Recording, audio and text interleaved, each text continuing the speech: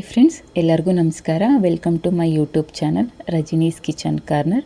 ಇವತ್ತು ನಾನು ನಿಮ್ಗೆ ಹೇಳ್ಕೊಡ್ತಿರೋ ಅಂಥ ರೆಸಿಪಿ ವಾಂಗಿಬಾತ್ ಪೌಡರ್. ಸಿಂಪಲ್ಲಾಗಿ ಮನೆಯಲ್ಲೇ ಹೇಗೆ ಮಾಡ್ಕೊಳ್ಳೋದಂತ ನೋಡೋಣ. ಅದಕ್ಕೆ ಬೇಕಾಗಿರೋ ಇಂಗ್ರೀಡಿಯೆಂಟ್ಸ್ ನೋಡೋಣ.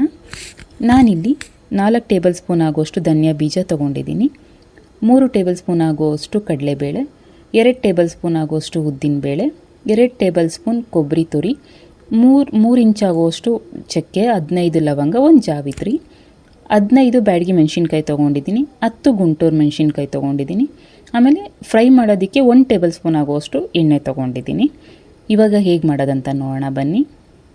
ಒಲೆ ಮೇಲೆ ಬಾಣಲಿ ಇಟ್ಕೊಂಡು ನಾನು 1 ಟೇಬಲ್ ಸ್ಪೂನ್ ಆಗುವಷ್ಟು ಮಾತ್ರ ಇಲ್ಲಿ ಎಣ್ಣೆ ಹಾಕ್ಕೊತಿದ್ದೀನಿ, ಅಷ್ಟೇ ಸಾಕು. ಎಣ್ಣೆ ಜಾಸ್ತಿ ಆದರೆ ವಾಂಗಿಬಾತ್ ಪೌಡ್ರು ಮುದ್ದೆ ಆಗಿ ಬಂದುಬಿಡುತ್ತೆ.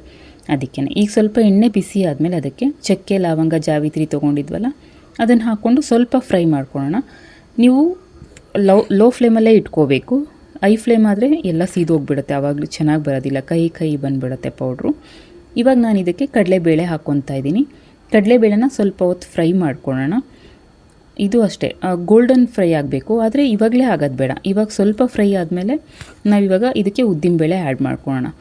ಎಲ್ಲ ಫೈನಲ್ ಸ್ಟೇಜಿಗೆ ಬರೋ ಅಷ್ಟರಲ್ಲಿ ಎಲ್ಲ ಕಾಳುಗಳು ಗೋಲ್ಡನ್ ಫ್ರೈ ಆಗಿರುತ್ತೆ, ಆ ಥರ ಫ್ರೈ ಮಾಡ್ಕೋಬೇಕು.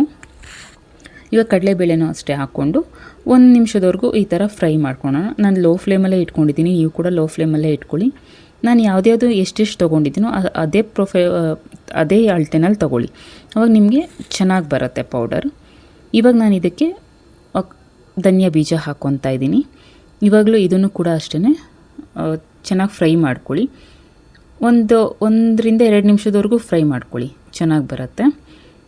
ಇವಾಗ ನೋಡಿ ಇಷ್ಟಾಗಿದೆ ಅಲ್ಲ. ಇವಾಗ ನಾನು ಇದಕ್ಕೆ ಒಣಮೆಣ್ಸಿನ್ಕಾಯಿ ಮತ್ತು ಬ್ಯಾಡಗಿ ಮೆಣಸಿನ್ಕಾಯಿ ಹಾಕ್ಕೊತಾ ಇದ್ದೀನಿ. ನಾನಿಲ್ಲಿ ಎಲ್ಲದನ್ನು ಅರ್ಧ ಮಾಡಿ ಹಾಕ್ಕೊಂಡಿದ್ದೀನಿ, ಯಾಕಂದರೆ ಮಿಕ್ಸಿಗೆ ಹಾಕ್ಬೇಕಾದ್ರೆ ಯೂಸ್ ಆಗುತ್ತೆ ಪೌಡ್ರ್ ಮಾಡ್ಕೋಬೇಕಾದ್ರೆ. ಅದಕ್ಕೆ ನೀವು ಕೂಡ ಹಾಗೆ ಹಾಕ್ಕೊಳ್ಳಿ. ಇವಾಗ ಸ್ವಲ್ಪ ಮೆಣಸಿನ್ಕಾಯಿ ಎಲ್ಲ ಫ್ರೈ ಆದಮೇಲೆ ಕೊನೆಯಲ್ಲಿ ಸ್ಟವ್ ಆಫ್ ಮಾಡೋ ಮೂಮೆಂಟಲ್ಲಿ ಕೊಬ್ಬರಿ ತುರಿನ ಹಾಕ್ಕೊತಾ ಇದ್ದೀನಿ.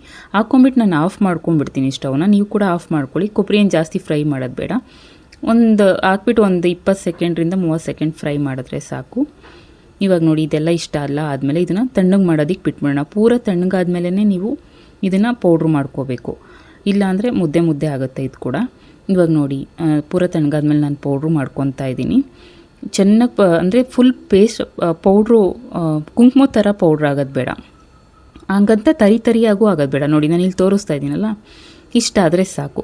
ಇಷ್ಟ ಆದರೆ ನಿಮಗೆ ಕರೆಕ್ಟಾಗಿ ಬರುತ್ತೆ. ಇದನ್ನು ನೀವು ಎಲ್ಲ ಪಲ್ಯಗಳಿಗೂ ಯೂಸ್ ಮಾಡ್ಬೋದು. ಬದನೆಕಾಯಿ ಪಲ್ಯ ಆಗಲಿ ಅಥವಾ ಕ್ಯಾಪ್ಸಿಕಮ್ ಪಲ್ಯ ಆಗಲಿ, ಯಾವುದೇ ರೀತಿ ಪಲ್ಯ ಮಾಡಿದ್ರೂ ಯೂಸ್ ಮಾಡ್ಬೋದು. ನೋಡಿ ಎಷ್ಟು ಚೆನ್ನಾಗಾಗಿದೆ ಪೌಡ್ರು, ತುಂಬಾ ಟೇಸ್ಟಿಯಾಗಿ ಬರುತ್ತೆ. ಮನೆಯಲ್ಲಿ ಮಾಡಿಕೊಂಡು ಹೇಗಿತ್ತು ಅಂತ ನನಗೆ ಕಮೆಂಟ್ ಮಾಡಿ. ವಿಡಿಯೋ ನೋಡಿದ್ದಕ್ಕಾಗಿ ಎಲ್ಲರಿಗೂ ಧನ್ಯವಾದಗಳು. Thank you.